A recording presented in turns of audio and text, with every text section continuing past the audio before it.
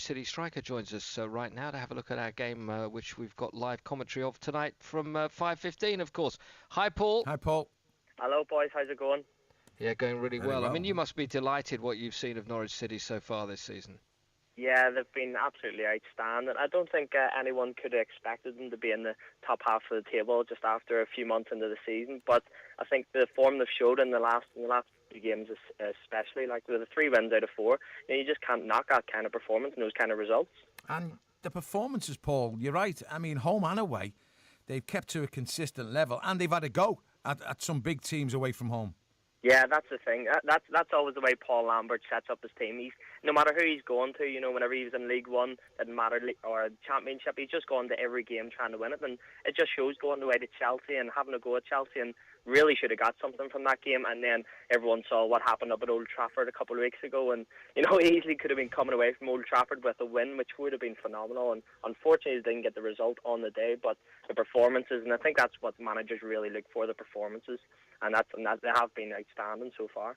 Well, the other thing, of course, that's important for a side like Norwich, the results they're getting are against possibly one or two of the rivals. For them to sort of stay up, they need to win it. So those wins against Sunderland, against Swansea last time out, and Bolton showed that they're going to not just punch above their own weight. They've got every opportunity of staying in this division.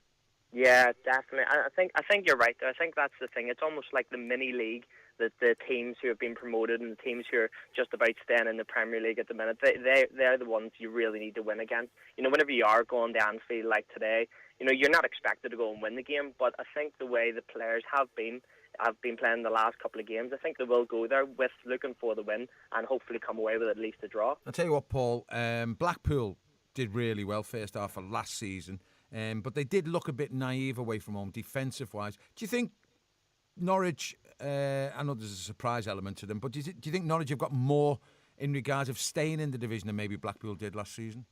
Well, I definitely think that they're not as attacking as what Blackpool were last year, because they just seem to go all out everything Bombed forward, yeah.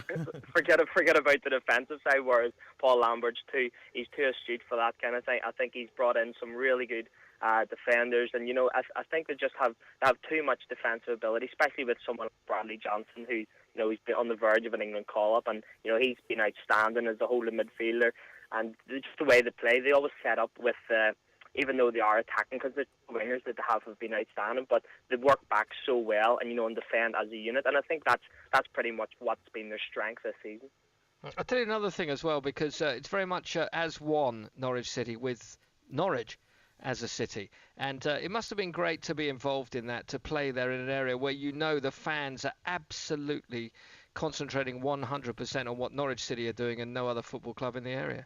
Yeah, I think they're very lucky, just with the geographical location of Norwich and Norfolk, that they are just the one team in the whole of the county, whereas they don't have any other competition with the way, if you're in a Liverpool or a London, there's so many other teams that you could support.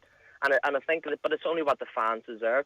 We're doing a show now on Radio Norfolk on Friday night, and the amount of fans that are phoning in and just saying how well and how much they're loving the support that the team's getting at the minute. And I think the team is just repaying what the fans, because they've stuck by them through when they're in their low times in League One, come back into the Championship, and they deserve it all now back in the Premier League. Well, I'll tell you what, Paul, fans-wise, you just mentioned the fans. I mean, they've really got behind this team, haven't they? I mean, they were devastated, when they dropped to League One. They actually sold all their allocation of season tickets in that division. Yeah.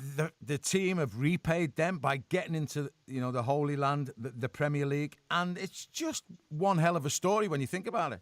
It is, and that's the thing that I think whenever David McNally came in as the chief executive and brought in Paul Lambert, he had a 7-year plan to get to the Premier League, and they pretty much blew it away after 2 years. So it's really hard to beat that, isn't it? I don't know if they can keep on that kind of rise. They'll be in the Champions League within a year. So who have Liverpool got to watch out for today? To be honest, I think you can't look past the wingers for me. I think Anthony Pilkington in the last couple of weeks has been outstanding, but Elliot Bennett for me is, seeing as he was playing in League One, 6 months ago, and now he is playing out of his skin. And I really would be surprised if he was close to the England team, because I can't see many wingers who are playing better in the league at the minute. They're not just offensive players, they do so well defending to the team.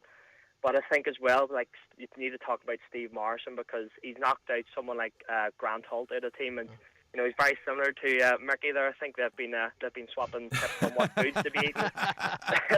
You know, but Steve Morrison's come in and he's been outstanding. And last week he had his best game of the season so far. And even though he hasn't been getting the goals, I think he's been leading the line exceptionally well.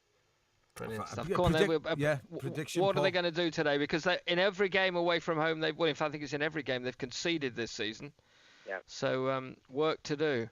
Yeah, well, I would love to be as positive as I am. I'd love to say we could win it up at Anfield, but I think I'm going to go for a 1 each, because I think you're right. We haven't kept a clean sheet so far this season, and I think it's a difficult place to go, but I think we could get a draw, so I'm going to go for a 1-1. Paul, lovely to Cheers, talk to Paul. you. No, my pleasure. All the best, boys. Cheers, Paul. That's great. That's Paul McVeigh, former Norwich City striker, with his thoughts on Norwich City.